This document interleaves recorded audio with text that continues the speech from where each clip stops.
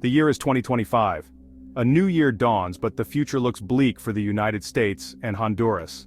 The relationship between these two nations, once seemingly unshakable, is teetering on the precipice of a major crisis.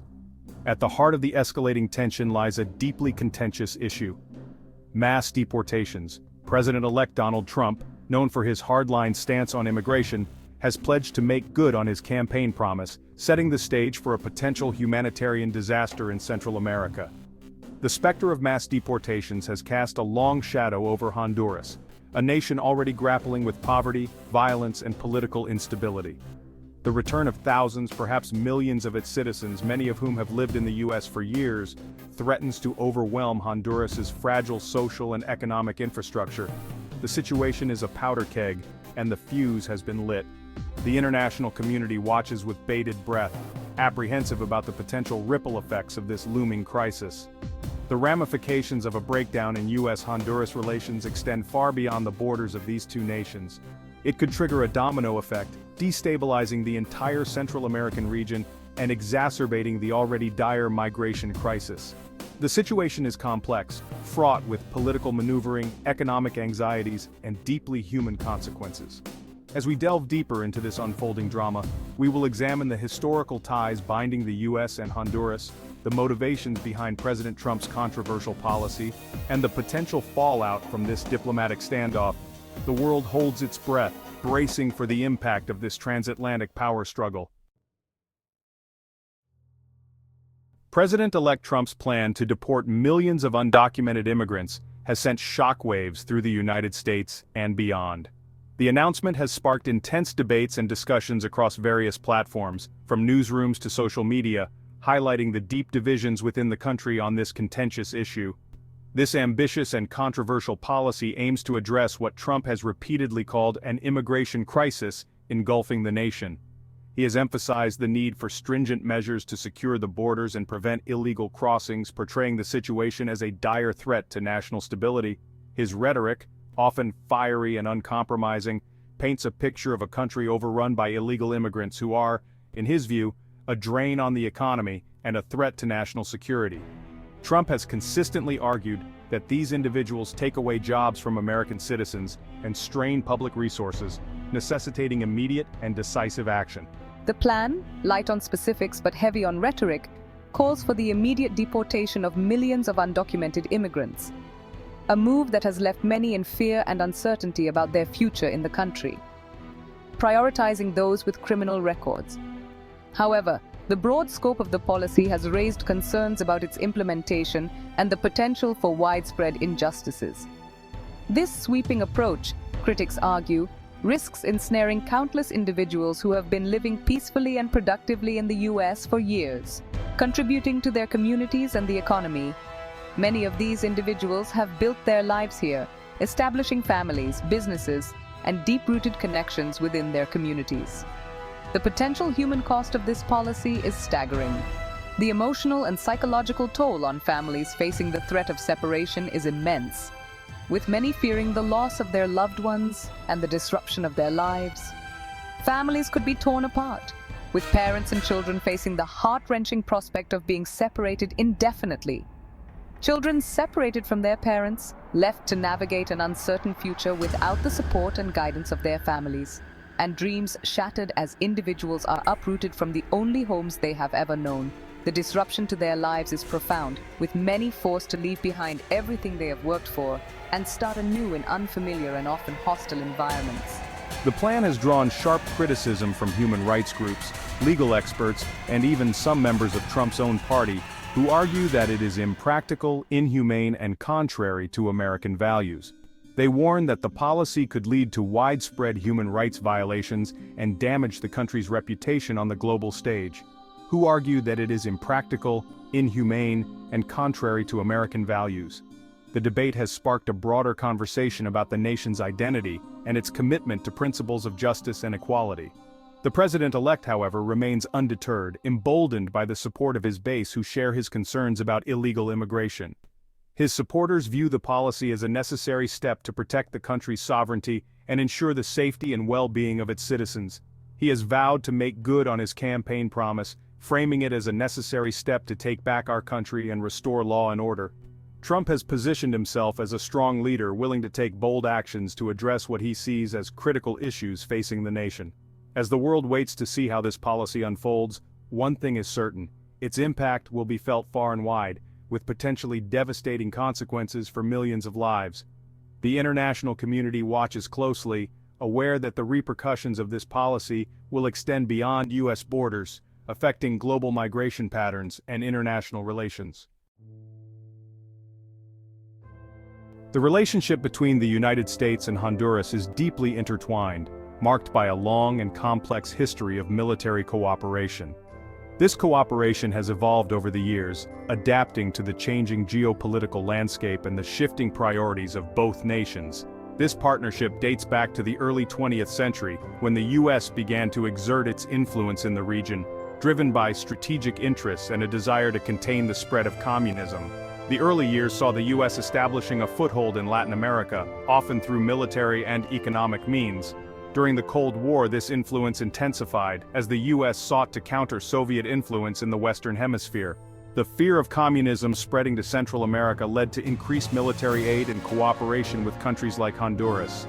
Over the decades, this relationship has deepened, with Honduras serving as a key ally in the U.S. fight against drug trafficking and leftist insurgencies in Central America.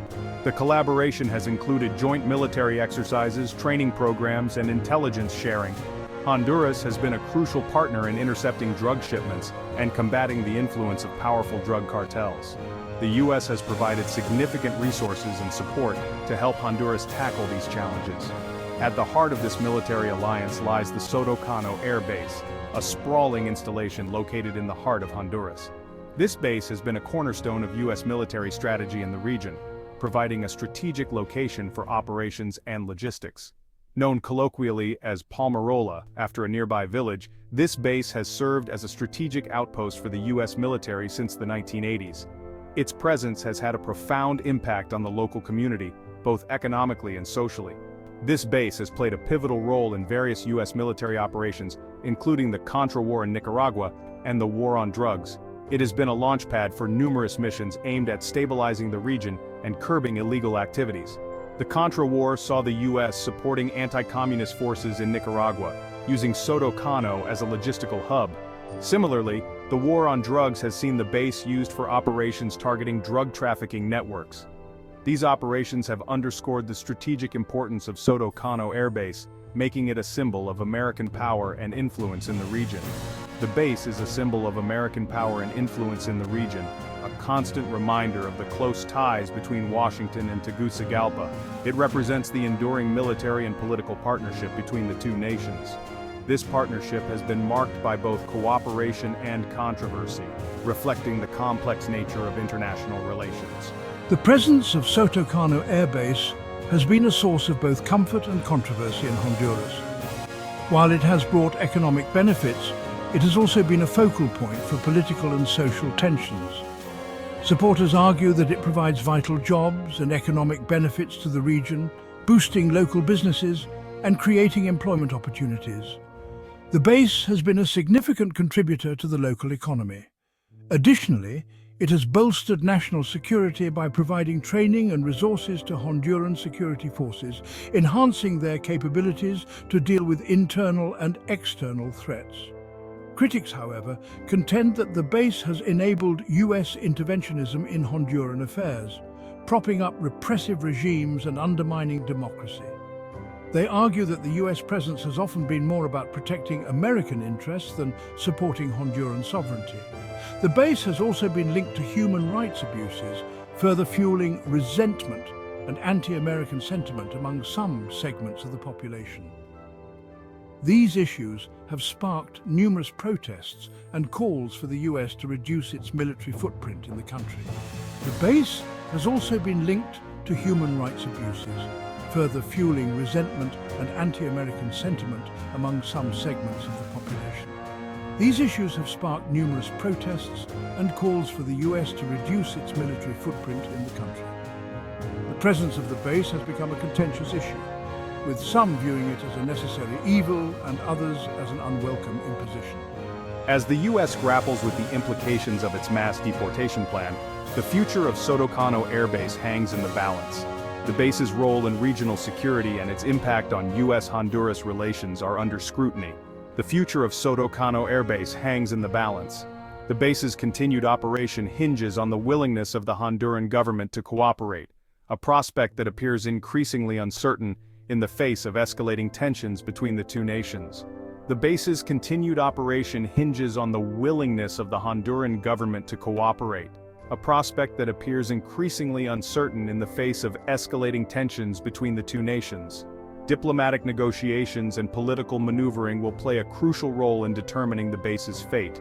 As both nations navigate this complex relationship, the future of their military cooperation remains a topic of significant debate and uncertainty. The outcome will have far-reaching implications for the region's stability and the broader geopolitical landscape. Honduran President Xiomara Castro, a charismatic and outspoken leader, has emerged as a vocal critic of President-elect Trump's mass deportation plan. Her bold and unyielding stance has captured the attention of both her supporters and critics alike, making headlines across the globe. Her stance, unwavering and defiant, has sent shockwaves through the region, challenging the status quo and igniting a fervent debate about the future of U.S.-Latin American relations, signaling a potential shift in the dynamics of U.S.-Honduras relations. This shift could have profound implications for the geopolitical landscape, as other nations in the region watch closely to see how the situation unfolds. Castro, who rose to power on a platform of social justice and economic equality, has condemned the plan as inhumane and detrimental to the interests of both nations. Her commitment to these principles has resonated deeply with the Honduran people, who have long struggled with issues of poverty and inequality. In a fiery address to the nation, Castro declared that Honduras would not be a dumping ground for unwanted migrants. Her speech was met with widespread applause and support from her citizens, who see her as a defender of their rights and dignity. She vowed to resist any attempts to forcibly repatriate Honduran citizens, emphasizing the need for humane and just treatment of all individuals, regardless of their immigration status, calling on the international community to condemn the Trump administration's policy. Her call to action has resonated with human rights organizations and global leaders, who have echoed her sentiments and expressed their support for her stance. Her words resonated deeply within Honduras, a nation weary of foreign intervention and determined to chart its own course.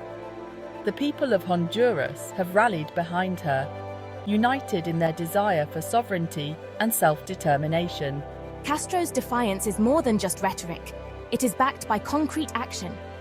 Her administration has taken significant steps to ensure that her words are matched by deeds. Her government has announced plans to strengthen border security, implementing new measures to protect the nation's borders and prevent illegal deportations. Increase social services for returning migrants, ensuring that those who do return are met with the support and resources they need to reintegrate into society. And launch a diplomatic offensive to rally international support against the U.S. deportation plan. This multifaceted approach demonstrates her commitment to protecting her citizens and upholding their rights on the global stage.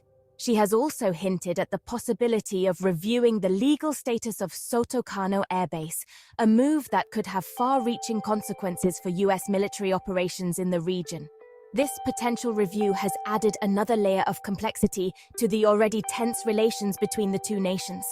Castro's bold stance has made her a symbol of resistance against what many see as U.S. bullying.